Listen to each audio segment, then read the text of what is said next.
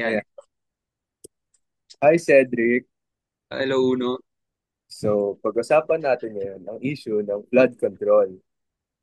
Pero may tanong ako sa'yo, pre. Ano What yan? is, what is the issue? Why does this matter to you personally? As a student kasi, as nagko-commute, mahirap siya minsan if malakas yung ulan, tapos baba. Since nasa Espanya pa lang, boy.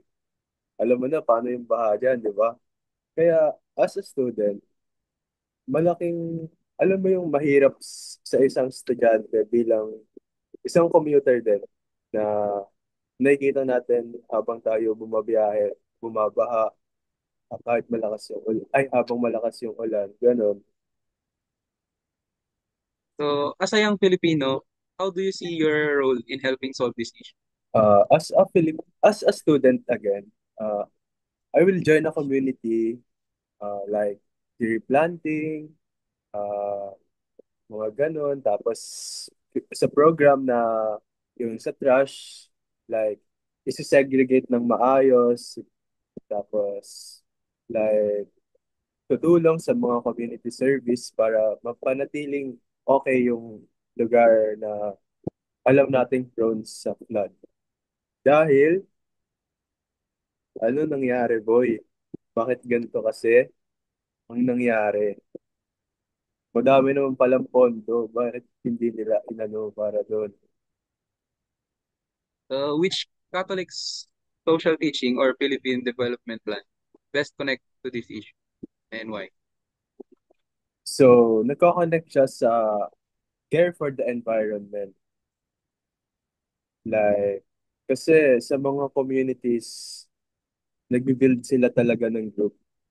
Like, sabihin natin sa munisipyo, di ba, may mga truck sila, nag-help sila para malinis yung community, and yung mga street sweeper, sayang nga eh, yung nagtatrabaho sila ng maayos. Tapos, yung mga ibang tao nagtatapon-tapon lang ng mga basura, hindi nila tinatapon sa tamang tapunan.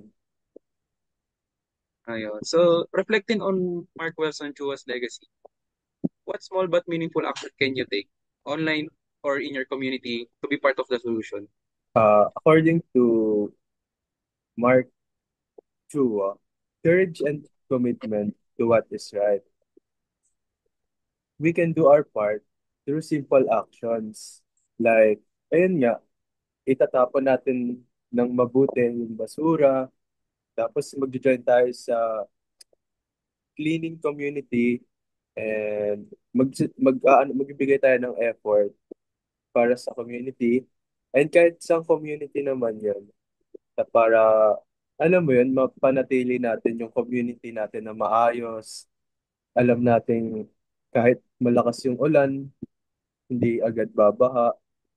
And sa mga river din, or ano yung tawag dun sa maliit na, ano yung tawag dun? Di ba, river? Sa maliit na. Yung parang maliit na river. Oh, Kasi minsan, may mga nagtatapon din ng basura doon. mm, Kaya mabilis bumaha, lalo na dito sa Marikina. Kasi nanggagaling sa Antipolo yung tubig. Kaya pag galing doon, makikita mo sa maliit na river, puro basura talaga yung dumadaloy. Ayun. so, sa Kaya, huling tanong, kaya dapat, ano natin, i-practice natin yung simple actions natin. okay. So, sa huling tanong, what good citizenship values from the preamble of 1987 Constitution should guide your response to this issue? Uh, we should love for our country, working for our country, not as an student, but as an individual. Uh, Nagmamatter kasi siya ngayon in today's generation. Madami kasing, alam mo yung wala na silang pake kahit saan nila itapon. Tapos wala silang, ano, alam mo yung nawala na yung pake nila sa community nila kasi alam nila may maglilinis. Dapat hindi ganun. Dapat as individual, alam natin yung right doings natin at saka yung wrong. Tapos, para ano siya, maka-help sa society natin to be better Filipinos din. Hindi lang sa ating sarili, para sa ating mga kapwa Pilipino. And ano, yung dapat common sense na din yun sa atin eh.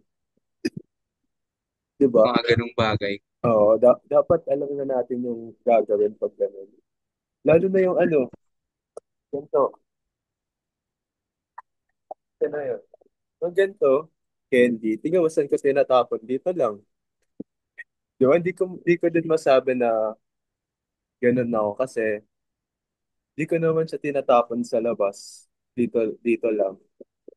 Pero dapat itatapon ko pa din siya sa tamang tapunan. At saka, as a student boy, dapat pahalagahan natin yung lungsod natin. Hindi lang yung lungsod natin, lahat ng lungsod kung saan man tayo. Para maiwasan natin yung grabing pagbaha dahil nga dun sa ano, mga crocodile. Yun.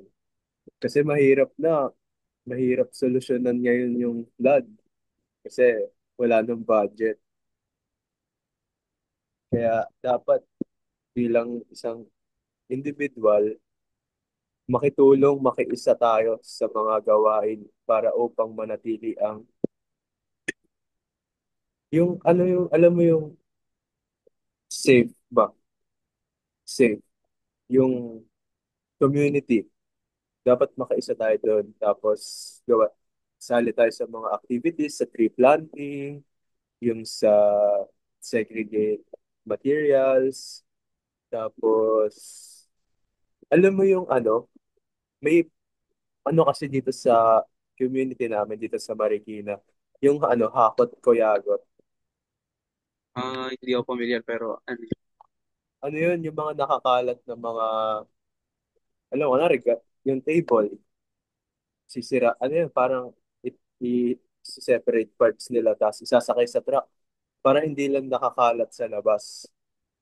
mm, Ganun, parang alam mo yung kahit ano, yung makikiisa sila, kahit iba pasaway,